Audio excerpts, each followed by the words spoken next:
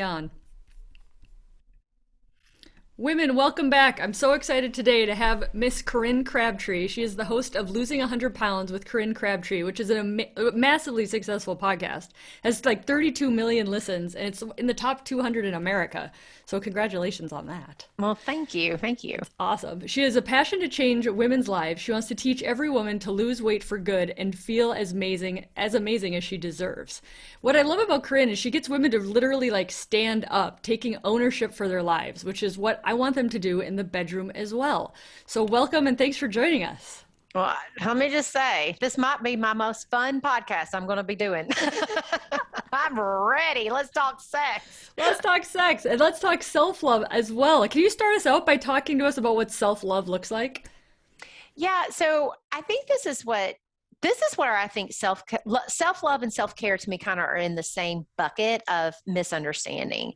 A lot of people like, well, I want to love myself. And so they go out and they Google and they Pinterest, what are the things you do to do it?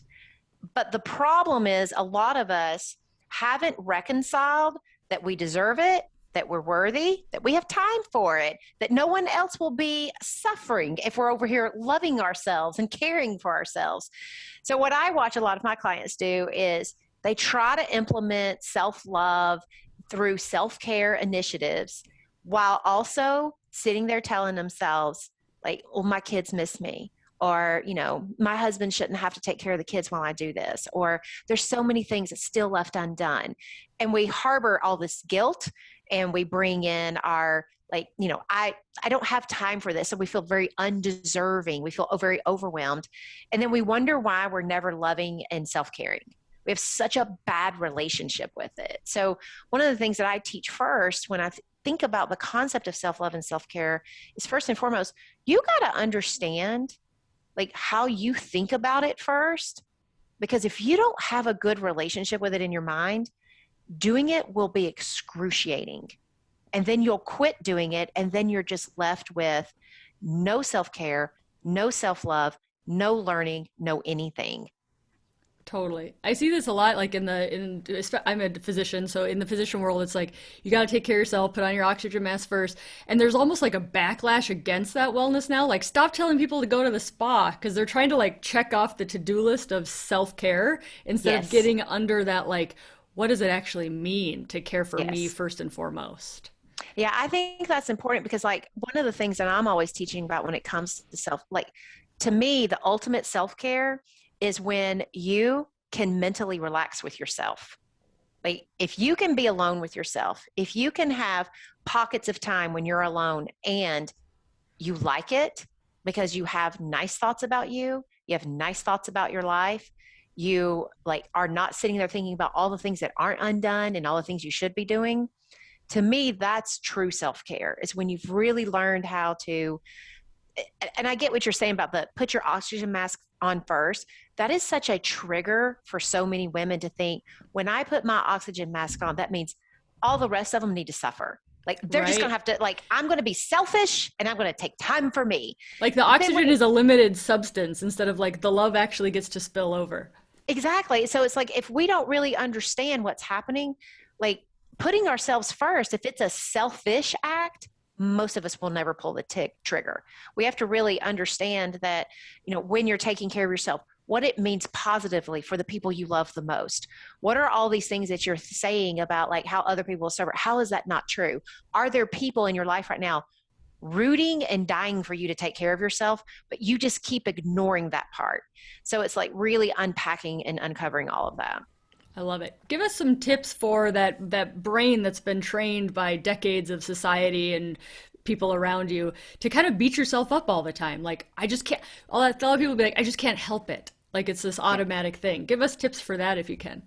Well, I think that is that is like the key. It is automatic. We have heard it all of our life. Like, not only has it been poured into us, most women are sitting around all the time complaining about how stressed they are, how overwhelmed they are, how they hate their body, how they I just wish I could eat like a normal person. We start internalizing all of this as this is just how it is. And then we are going to think those things automatically. I think one of the things that gives my clients so much peace is when I'm first talking to them about their brain and how it works is that you're very normal for having those thoughts. None of those thoughts are wrong. You can have as many, like the real art is learning how to have as many of those automatic thoughts as possible. Sometimes feeling them, but being so alert to when you're thinking something and feeling something and understanding you don't have to follow through with it. Just because you feel overwhelmed doesn't mean that you have to sit down and have a snack. You can be like, oh, what am I thinking about right now? Do I even want to think about this?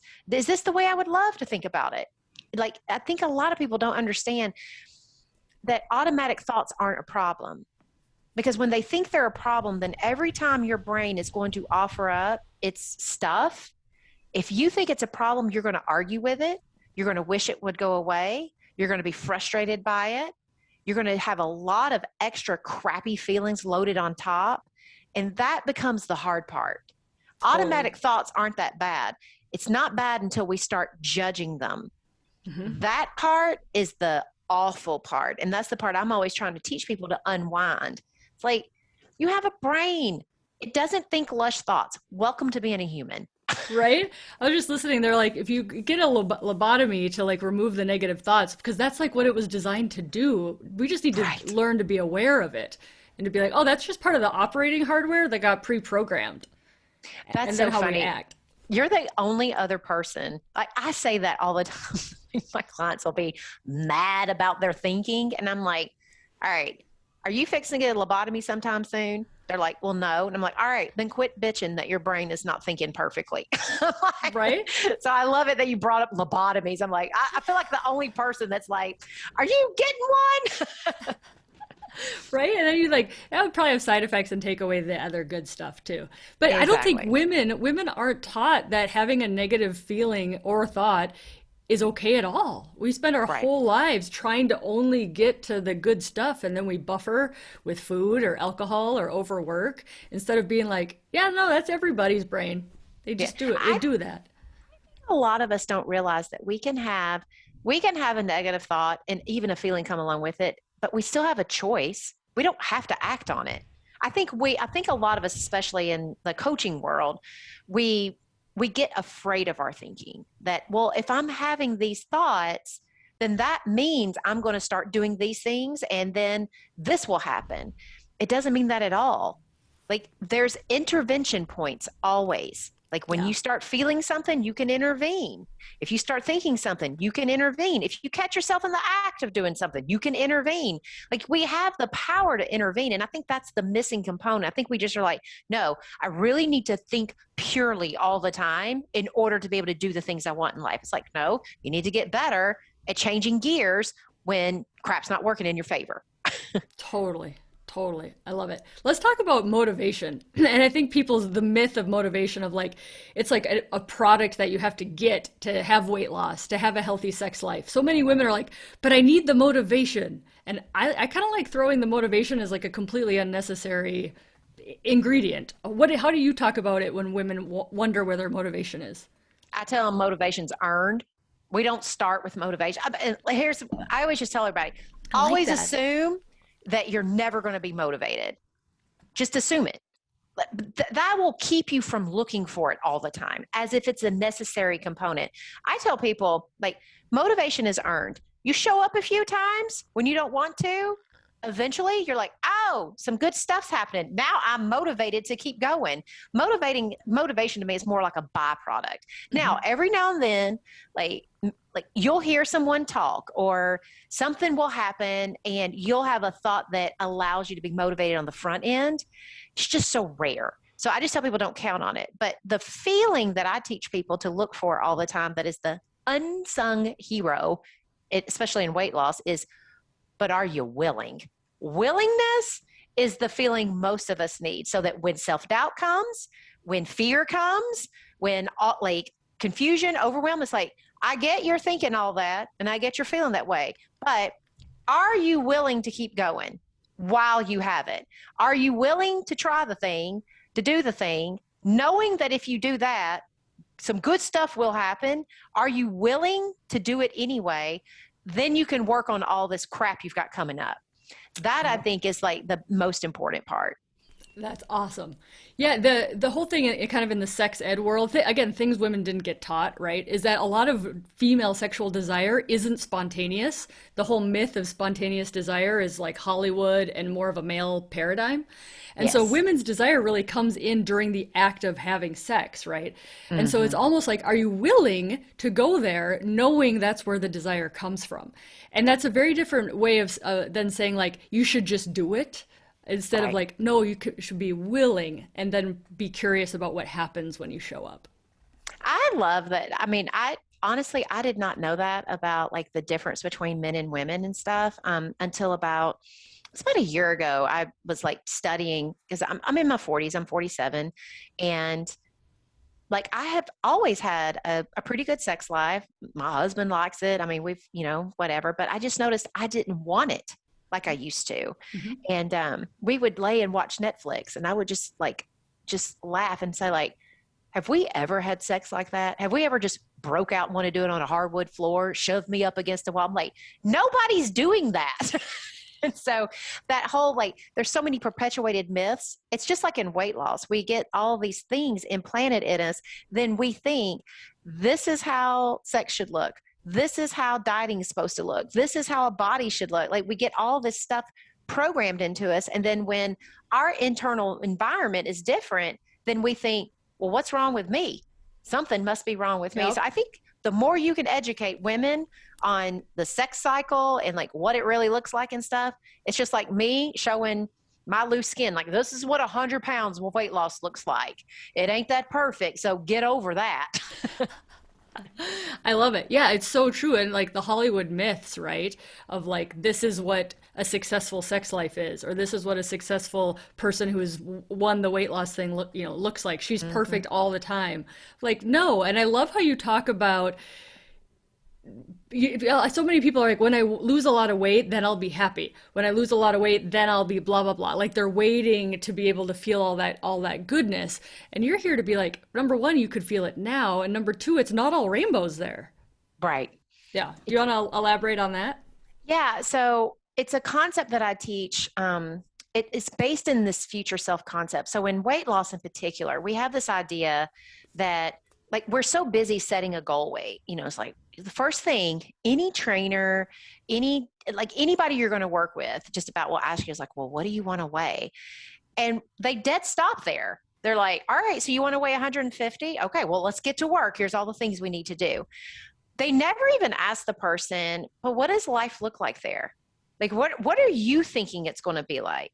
Because what you want to do is specifically in weight loss, if you don't know what life's going to look like there, there's no way for you to start creating the same kinds of thinking you think is going to happen magically when you get there, the same kind of feelings that are going to come along for the ride. You have to be implanting them all along the way. Otherwise, you end up losing weight and you definitely will be happy for blips. But the second, like I watch people do this all the time, they'll lose weight. And then after about 3 or 4 weeks, they're getting on the scale. They're no longer thrilled. They're getting on the scale and they're going from, I'm so glad I lost weight to, I hope I didn't gain weight this week.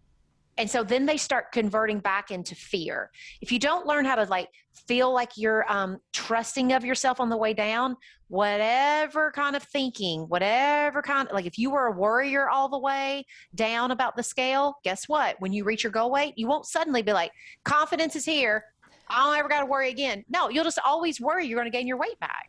So we have to practice it. So I always say, like, figure out, like, if you think you're going to be able to, let's say, every single time you weigh in your mind when you've lost weight that you're like, no, I'm going to feel good about myself.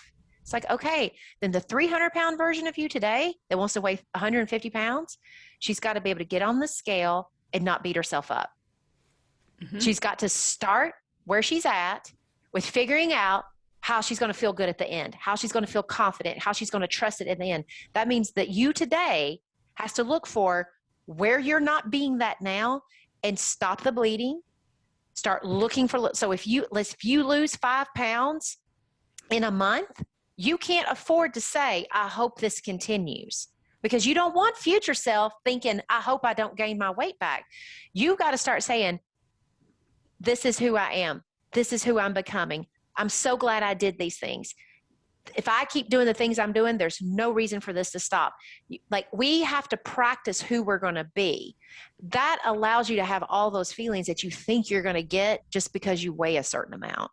I love it. I think that's part of the future self thing too, is like, what would a 150-pound me be eating like? What would she be moving like? What would she be thinking like? And let's say you don't have to wait to do that now. You can do that now instead of being like, well, it'll change when I get there. And you kind of like force your way through the wall.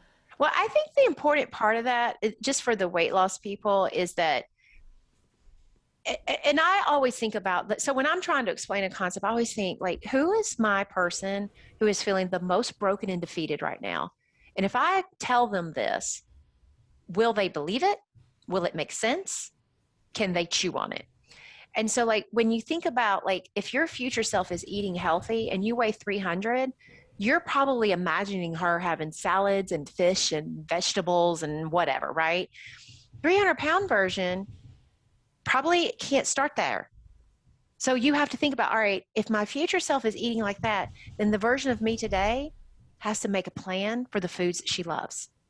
Mm-hmm. And she has to be willing to eat the foods she loves and start learning how to eat them when she's hungry. Like, we have to start, like, really understanding, how do you start implanting all the little things and thinking about it from this mindset of, it won't, like, when your future self is way far off, you might not be able to do exactly what she's doing now, but at one point she did something different. So what is that different thing? Yeah. That's how we get to her.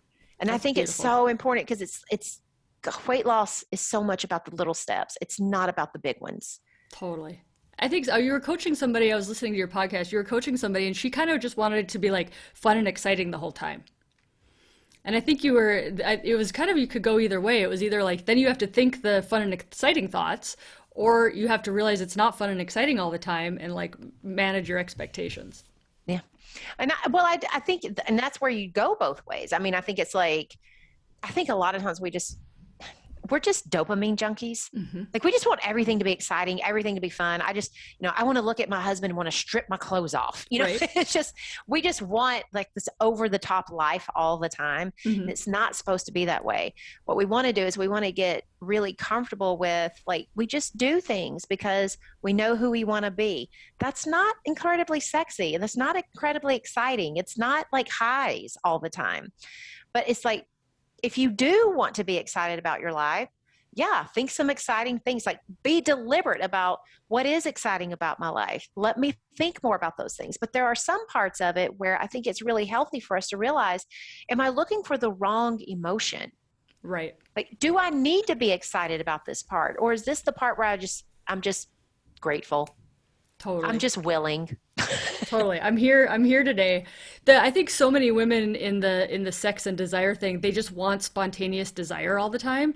Mm-hmm. And I two thoughts is, number one, if you're driven by this like underlying hormone passion, like, watch out. That's how like workplace affairs happen. Like, right? There's like, I don't know, I just had all this desire and it kind of brought me there. It's like, we don't actually want to live how we think we want it. And then number two is like, ditch your relationship, get somebody new. We give up it's how our brain works again, right? It's like, our brain loves novelty. We love not knowing. We love that. And when we get into a monogamous long-term relationship, we know the person really well. And so that brain, like, I'm kind of curious about what Friday night might happen. Like, the brain's like, no, I probably know what Friday night's going to be like. Right. So it's like, we think we want something, but we actually don't. We want the stability, monogamous relationship we're in. We just have to work on that. What does desire mean to me? Well, I think that's so interesting, because that plays out. I never really thought about it this way, but it plays out in weight loss a lot. A lot of people, they want their diet to be like, I want to be motivated, and I want it to, like, they just want it to feel like, and we're just always like on this major high. Well, what happens is that after about 3 weeks, I mean, crap gets boring. I mean, you're just doing similar stuff all the time. It's not new and exciting. It's not supposed to be new and exciting the whole time. Mm-hmm. And so, but if you need that adrenaline rush all the time, you'll quit a diet so that you can find another one to get your adrenaline rush. And that's how we end up self-sabotaging. So I probably end up doing a podcast on this, on the idea of, bring me on. I know we got to really like re-examine this idea of what we think we want. Like, do we really want to be highly motivated and excited all the time? Like, a lifestyle is not going to be highly motivating and exciting. It's Right. boring. Yeah. It's just what you do. There's not a lot to it. So that's super interesting. I'm really glad you brought that up. Yay. I think it's the myth again of Hollywood, right? Like, look at the hot, sexy life they're living. And you're like, Yes. I think they just like lift weights and put them down and lift the weights again. Right. And, eat the tuna. And they But probably just put their plates in the dishwasher. yeah, It's just very exactly. normal. Yeah, they still have to wipe the crumbs off the table. Like Right. everybody kind of lives the same life, really. We just kind of put shiny stuff on the marketing stuff. You said something that I just loved, and I want you to expand on it. You said people spend too much time allowing self-doubt to be the main conversation. Hmm. Let's talk all about that. Why do women think it's okay to beat themselves up I and think it's self-doubt just themselves? I definitely think it's societal stuff. I think that men have always been conditioned to be, breadwinners, and like you can be assertive and you can be direct and you can be all these things. And women have always supposed to be just basically sitting back, polite, kind, all this other stuff. We've just not been taught to be brave, to be courageous, to believe in ourselves and all. I mean, we just aren't. That's like a man's thing. It's changing in this day and age, but gosh, most of us are the walking wounded of the 80s, 70s, 90s, and 2000s. So I think that's part of it. But I really try to teach people that it is okay to not believe in yourself. It is okay to doubt. It is like when you're on the pursuit to do something new, when you really want to change your life, anything that you're wanting to change, it's natural to have self-doubt. What's not natural is to push the brake and put your car in park. Like, Yes. that's what I see people do. Is like, well, I don't want to feel self-doubt. So what I'll do is I'll just quit. I won't do this to avoid a yucky feeling. And I'm like, why not just keep going, bring the doubt with you, let that be okay. And then either you'll convince yourself that your worries and your thoughts were not true because you took new action, or you'll work through all of that. I always like to use self-doubt as an indicator that I'm on the right path to doing something that I must really want. Yeah. Beautiful. I think it loops back to what you were saying earlier of like, it's a voice, it might be there, but you still have that ability to react or obey it or say, nope, not today. Yeah, we can always intervene. Like, not every feeling has to be reacted to. Totally. We're never taught that stuff. I know, never. No. So you have top 4 things for weight loss. Run us through those. All right. So the 4 basics are, the first 2 are super simple and it'll help your sex life. If you're hydrated, I'm going to imagine if you're like me, when you're dehydrated, things are not as smooth as they could be. So number 1, we're going to drink our water. So the way that I teach water is start at 64 ounces, but it's really just check your urine. If it's pale yellow, you're doing a good job. Anything outside of that, tamp it up or lower it just a little bit. The next is sleep. For weight loss, sleep is the unsung hero. So overnight, your body, that is when it does a lot of repair work. It works so hard overnight. So if you're cutting yourself short on sleep, you're also cutting short of precious time your body burns fat and utilizes its resources at night. Plus, lack of sleep increases the desire for sugar, increases the desire to just eat because you're tired. Like, you are raising the bar of like, here's what I want to do. I want to be at 3:00 with an energy dip and want a Snickers so bad. So let me just cut myself off on some sleep today. That is what we do. So 7 to 9 hours of sleep. Then the other 2 is, one is called the doable hunger method, which is we don't eat unless we're actually hungry. I know that sounds like crazy talk, but if you want to lose weight, you should probably do less eating when you're not hungry. Your body knows to tell you when to eat. We came out of the womb knowing how to ask for food, and we never lose that talent. Your body knows. The second part is don't eat like a Thanksgiving turkey. We're not trying to stuff something. You get to swear on this podcast if you want to do your catchphrase on that one. What is my catch? Don't eat like an asshole. Oh, don't eat like an, oh yeah. So yeah, basically the doable hunger. I didn't know if we could swear, so I We can forgot to totally ask. swear. Yeah. So, like, basically, the doable hunger method means don't eat like an asshole. You're going to stop when you've had enough, not when you're full. So, for most of us, if you've been cleaning your plate for all of your life, or you've been stuffing yourself and all the things, it's just eat a little less than you normally would. That's probably going to be your enough for now. And then eventually, your body you start getting very accustomed to its signals and stuff.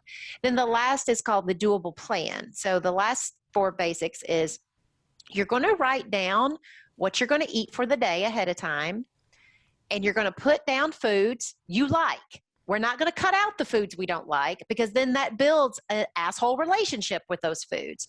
You're never going to be able to go through your entire life and not see your favorite food. So you might as well start putting them on your plan and learn how to not eat them like an asshole. So you put them down, and then that allows you, when you put your foods down on your plan, to go through the day and do your life and no longer have to stand in your refrigerator with your stressed out, tired version of you at 5 o'clock trying to eat healthy.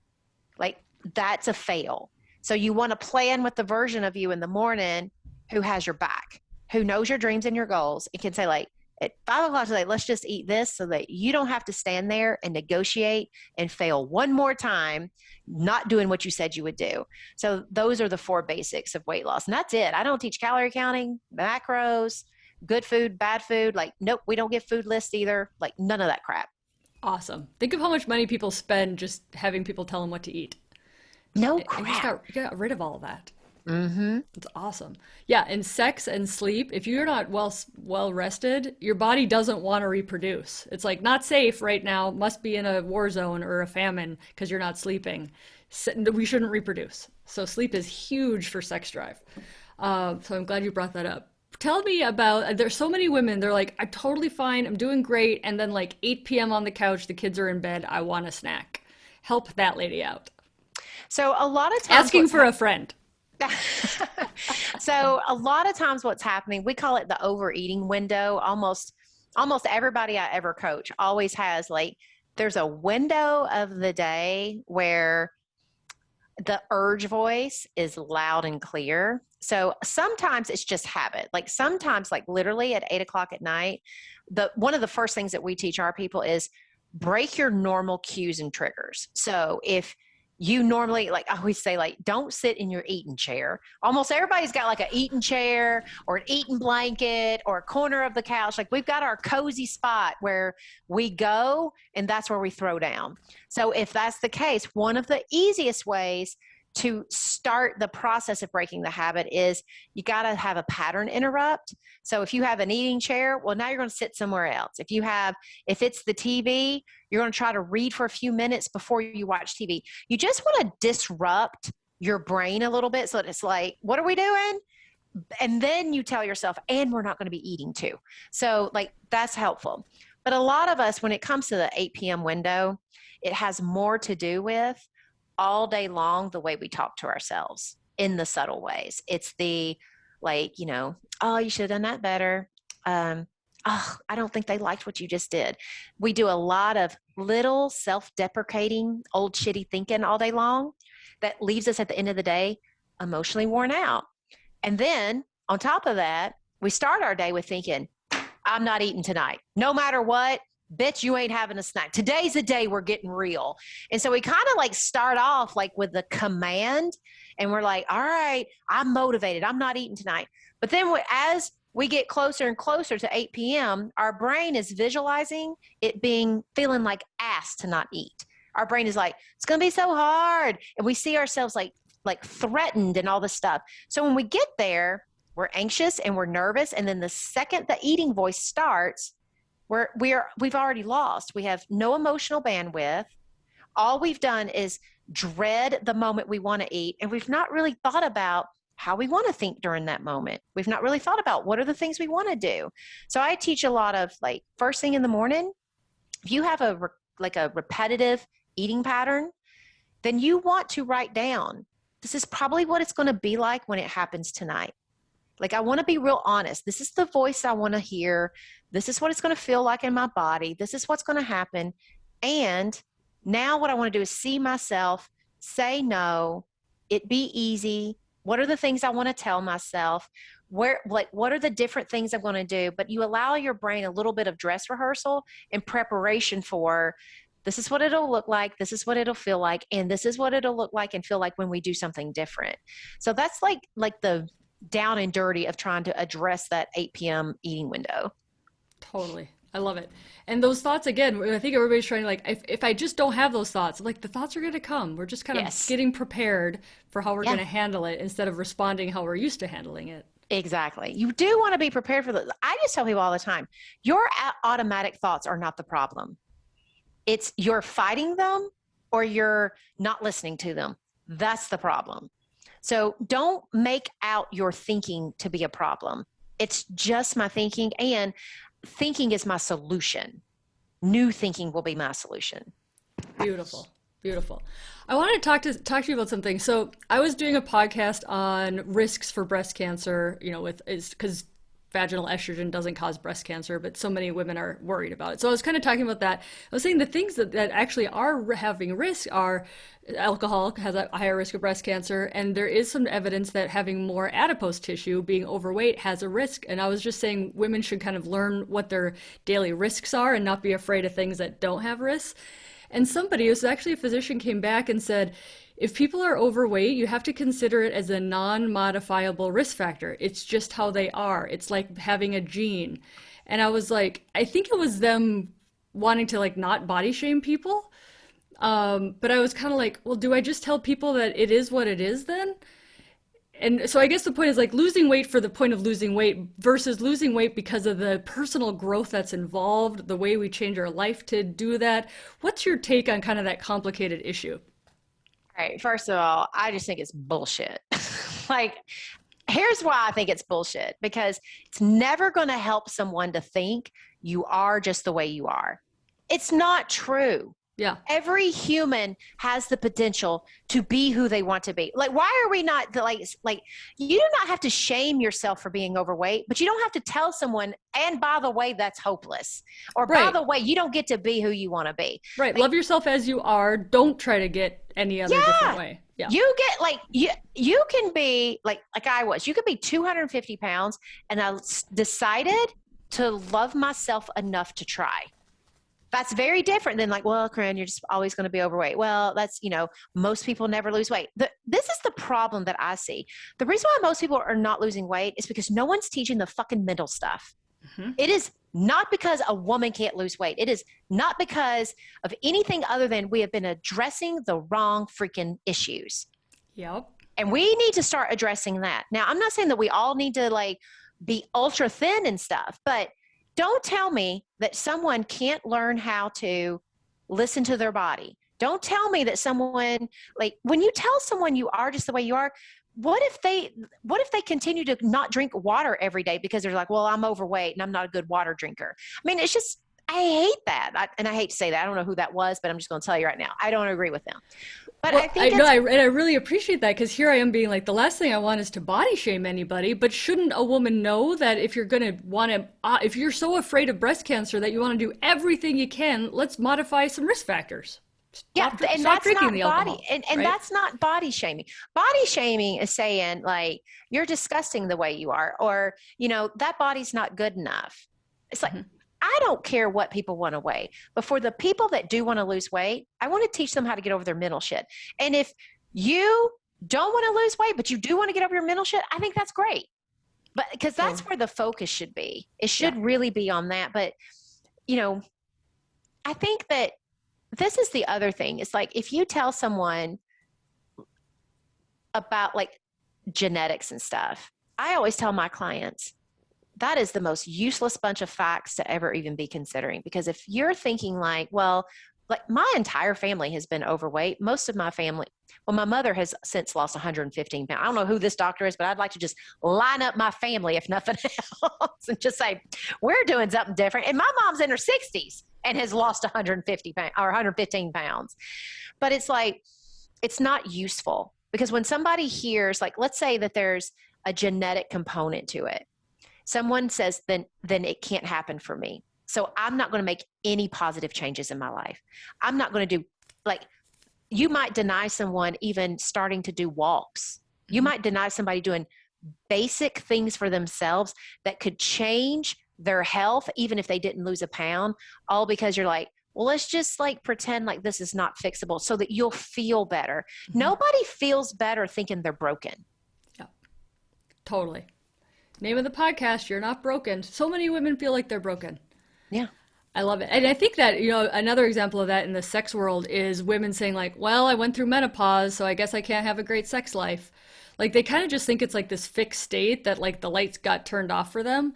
And it's like, well, if you think that doesn't help. And there's like books written on women who are like, don't start having the best sex of their lives until age 55. Right? And they're not sitting around saying, well, I guess I can't have sex because I went through menopause. It's like they're figuring out all the ways to make it even better than it used to be. Well, and that is that whole mental construct. It's like you can sit there and focus on what you can't have, or you can sit there and focus on what you want. Totally. They're both options on how you think. And that is one of the things that I notice about, like, I've been talking about this a lot lately. One of the big shifts for me in weight loss and in business was when I decided I've got to stop sitting around obsessing over what can't happen for me. I've got to stop obsessing over what's wrong with me. I've got to stop I'm obsessing on the wrong things. It's like, what is possible? What could I do today? Is there something small I can do to feel a little better today? Like just getting into the micro moments and obsessing each day over what I can be doing. And in this body now, in this state that I'm in now, what can I be doing? Is such a more powerful way for you to put your time and energy on. It really took, though, for me, learning that sitting around and thinking about what can't happen and what is not possible for me was the biggest time waster of my life. Nothing good ever came from it. Totally. Oh, I think for me, the biggest time waster was obsessing about not having enough time. Yeah. Like time scarcity coaching for me, I was like, once I figured that out, I was like, oh, you get to be way more present when you're not worried about why you don't have enough time for everything. Exactly. Life-changing. Okay, so tell us what is coming up that is exciting for you in the very near future with your coaching and your courses and all of your stuff. So we got a couple things. If you are interested in the weight loss side, you can always go to nobsfreecourse.com. You can take my free weight loss course. We're getting ready to open our membership. We only open it up to the masses twice a year. So that'll be August the 4th through the 7th. And then, but if you catch this podcast sometime outside of that window, taking the free course will get you into my world. You'll be able to get really good information and all kinds of stuff. And then the other exciting thing I have is that if you're a life coach certified coach from the Life Coach School, and you are a weight loss coach and want to take your coaching deeper, learn how I teach weight loss that's different than everybody else, and become someone who's like a thought leader in the industry. I'm going to be teaching, half of it is all about deepening your coaching and getting you great systems for your coaching practice. The other half is the business side of, like, it doesn't matter if you're the world's best coach if nobody knows about you. So like learning how to talk to your clients ahead of time. Like, how do you start building a relationship through email? How do you build a relationship in systems through social and stuff so that they start seeing you as their trusted resource? So we're going to spend the other half of it on really becoming a thought leader for yourself, like learning how to use your voice, learning how to put it into your email and your funnels and your opt-ins, and just how do you convince someone like, hey, like I am your person and here's why. So we're going to be doing that. And that's at theweightlossuniversity.com. Awesome. Thank you so much. I'll post all your links in the show notes. Thank you. Thanks for joining us.